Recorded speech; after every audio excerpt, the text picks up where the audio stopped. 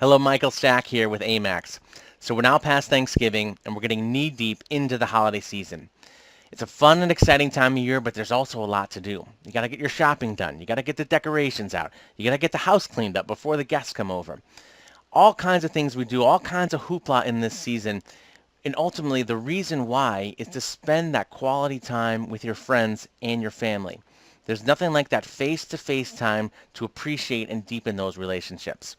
So how does that apply to our work comp program? WCRI did a study back in 2014, and it was all about avoiding litigation. And it studied the factors that went into why employees will hire an attorney.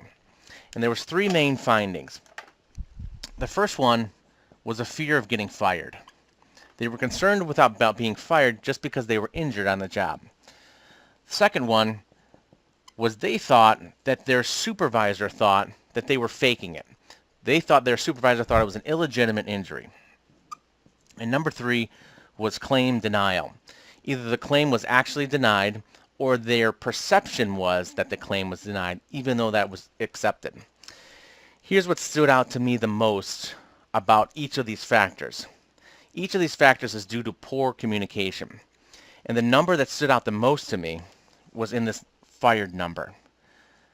Of all the injured workers that they surveyed, 33% responded that they had a fear of being fired. I'll say that one more time.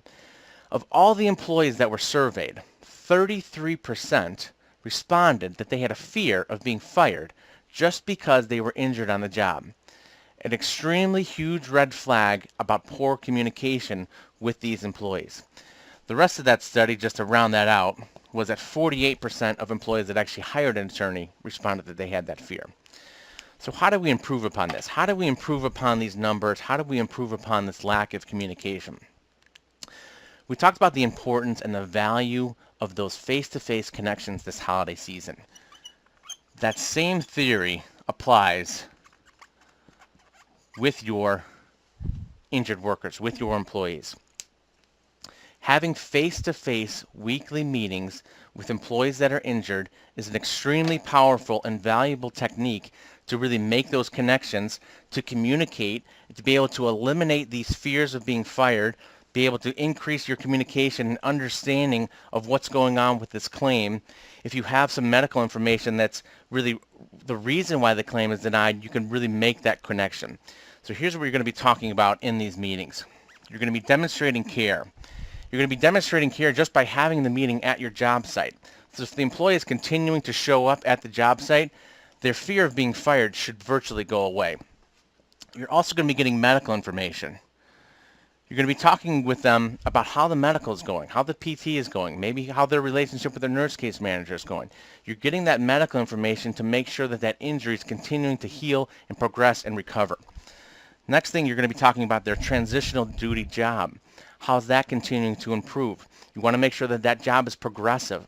So based on this medical, if they could only start out with a 10-pound weight limitation, maybe that medical is improving, you increase that to 15, you increase it to 20, you increase it to 30 pounds, so that transitional duty job continues to progress.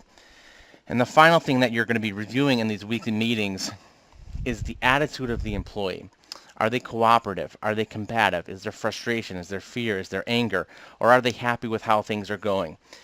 Hugely valuable time to make that face-to-face connection, to deepen those relationships, to eliminate these factors that go into why an employee would hire an attorney.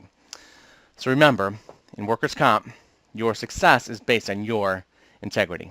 Be great.